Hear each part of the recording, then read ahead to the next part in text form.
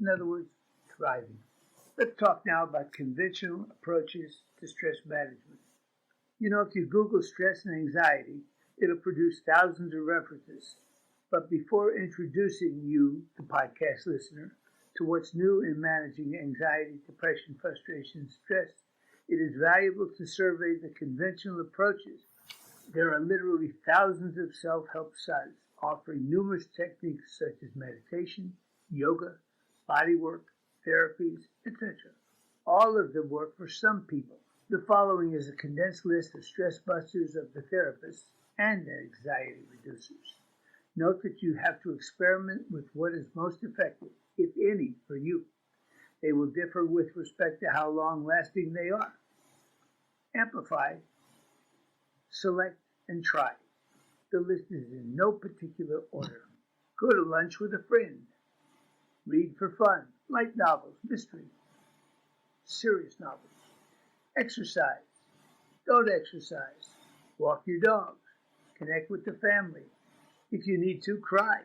Play cards. Play dominoes. Go bowling. Practice Tai Chi. Watch others practice Tai Chi. Watch good or bad movies and escape TV on purpose. Turn off the TV. Spend relaxing time on your computer. Turn off your computer. Get sufficient sleep. Meditate. Spend time in nature. Tune into your faith, whatever this may be for you. Rule out medical issues. Paint a picture. Paint your home. Go rock climbing. Get a massage. Take a hot bath. Smile at somebody. Practice random acts of kindness. Pay for the food of the person in the drive-thru behind you. Veg out a little. Spend time alone. Chat with a friend on the phone. Get a detox treatment. Hug a friend or loved one. Engage in self-analysis to figure it out. Go to therapy to figure it out. Laugh. Take in a comedy. Treat yourself to a gelato. Better yet, treat yourself to ice cream. Listen to your favorite music. Listen to nature. Burn scented candles. Put flowers around your room. Go to the theater, ballet, or symphony. Open the curtains and let the sun shine in. Bake bread. View some beautiful visual art. Get a bottle of your favorite wine. Actually, whereas some of these exercises work well for many people, for others they provide only limited relief. You have to experiment with what is most efficient for you. These exercises will differ with respect to how long their positive effects last. Select them and try. If they have been or are of limited benefit, listen on. The major limitation of the list above is that their positive effects tend to be short-lived. The reason for this is that the standard exercise reduce symptoms but fail to address causes. People suffering from the debilitating effects of stress and anxiety are best helped when the causes of their particular stress and anxiety are identified and mastered. In many cases, there are multiple causes that converge, resulting in a combination of anxiety, depression, frustration, and also stress. Many of the standard exercises require a great deal of attention and time to utilize them. Because most people in the grips of stress and anxiety are unable to focus as they are literally unable to think straight, their attention span is limited, often interfering with completing the exercises. Since there is a narrowing of focus for most people who are stressed out and anxious, they are often overwhelmed with too much information thrown at them. We call it information overload. Any of these rational solutions will work for relatively uncomplicated problems. However, when it comes to solving complex problems, effective solutions often do not really work. These sound good in theory. However, many people in the grips of frustration, anxiety, and stress are unable to make use of these suggestions as the chemicals in their mind, adrenaline, literally interfere with thinking clearly. In states of high stress and anxiety, the mind literally cannot think straight and instead seems to be racing. This is an important point, as most advice about coping with these painful feelings assumes that people have the wherewithal to follow explicit directions in carrying out these suggested exercises. They often fail to mention that many people in the grips of anxiety and stress are literally unable to focus their attention for more than a few minutes at a time. Therefore, overwhelmed by a sense of urgency, they are likely to either give up or direct their attention in relatively short order as soon as they experience moving beyond their fail-safe points. There is good stress and there's bad stress. Good stress is the type that propels a person to excel, to reach a new height, or to complete a big project on time. And there's bad stress, stress that comes from conflict or worries, stress that keeps a person from sleeping in happiness, stress that calls for relief. Here are 3 stress relief tips you can follow. Trying meditation. Can there be a more obvious stress relief strategy than to bring your entire physical being into a state of calm?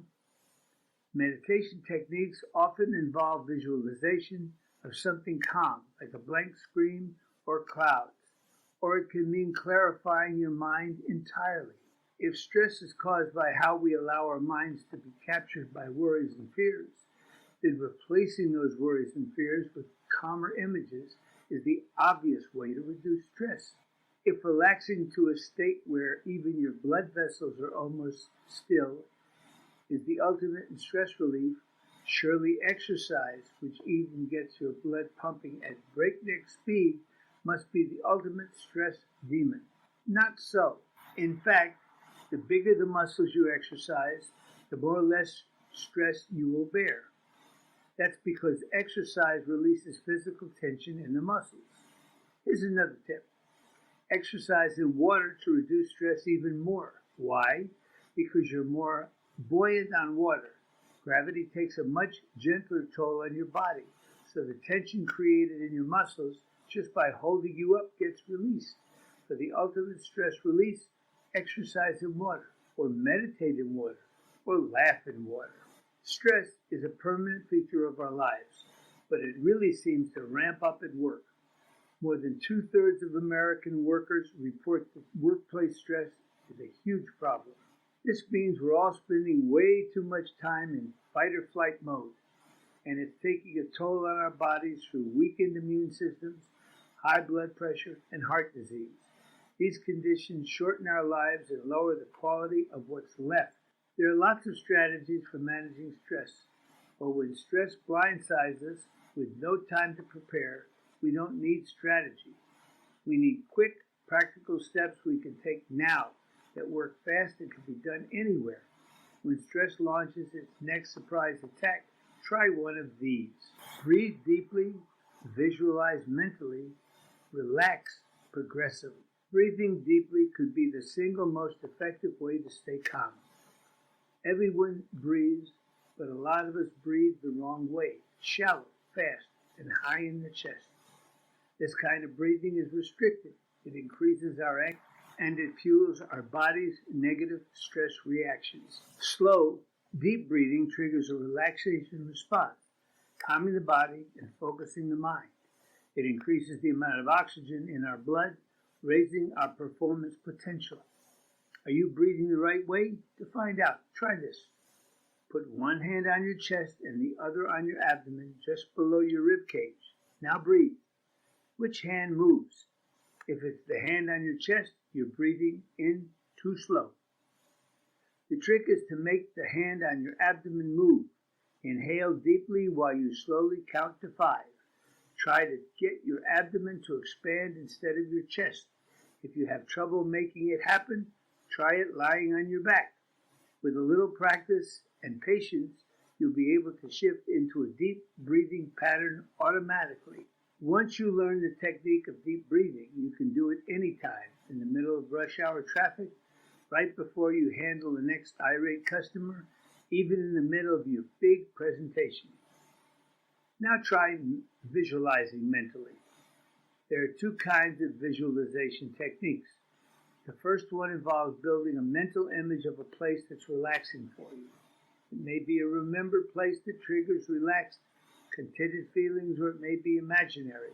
The basic idea is to give your mind something to focus on beside the stress. Once you have visualized your restful scene, you should spend about 10 minutes attempting to imagine as fully as possible. Inventory your senses. What do you see? How does it smell? Do you hear anything? What do you feel? What can you taste? Then slowly allow yourself to return to the real world around you.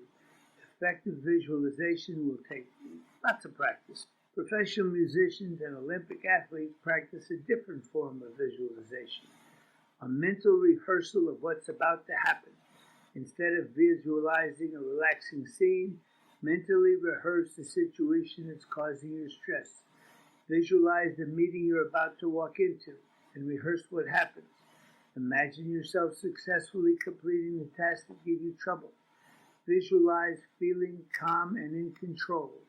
This type of mental rehearsal can help you actually attain these feelings when the situation actually becomes reality. Progressive muscle relaxation works the other way, with your body reporting to your mind that all is well. Progressive relaxation works by tensing and relaxing muscles throughout your body, one group at a time. Try this. Starting at your feet and working your way up to your head, contract and loosen each muscle group one after the other. Become aware of each muscle, tense it. Hold the tension for a count of 5, then slowly relax it. As the muscles in your body relax, your mind will become calmer and more focused. The more you practice, the more sensitive your muscles will become to levels of tension and relaxation.